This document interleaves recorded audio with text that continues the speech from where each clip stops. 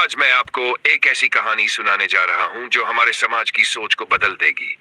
ये कहानी है काली बहू की।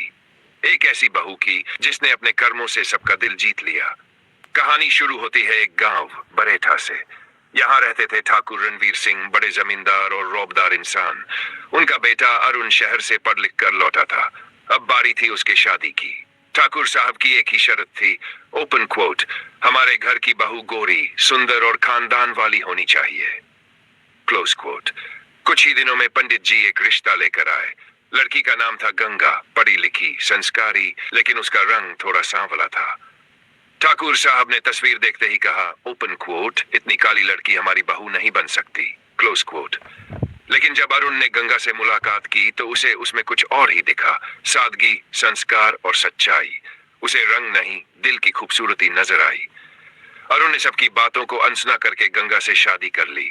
शादी के बाद गांव में बातें शुरू हो गई, ओपन कोट, देखो ठाकुर के घर काली बहू आई है। इतने गोरे अरुण ने ऐसी बहू से शादी क्यों की, क्लोज कोट। गंगा ये सब सुनती पर कुछ नहीं कहती।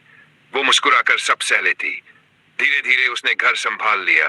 सास ससुर की सेवा, खेतों की देखभाल और गांव की औरतों को सिलाई सिखाना, सब कुछ वह मन लगाकर करती थी। फिर एक दिन ठाकुर रणवीर सिंह अचानक बीमार पड़ गए। गंगा ने रात दिन उनकी सेवा में कोई कसर नहीं छोड़ी। दिन में दवा, रात में सेवा, बिना थके, बिना रुके।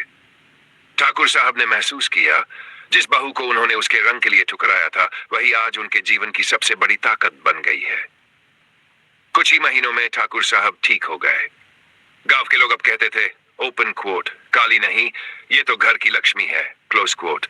एक दिन ठाकुर रणवीर सिंह ने सबके सामने कहा, ओपन कोट, मैंने रंग देखकर गलती की थी। गंगा जैसी बहू भगवान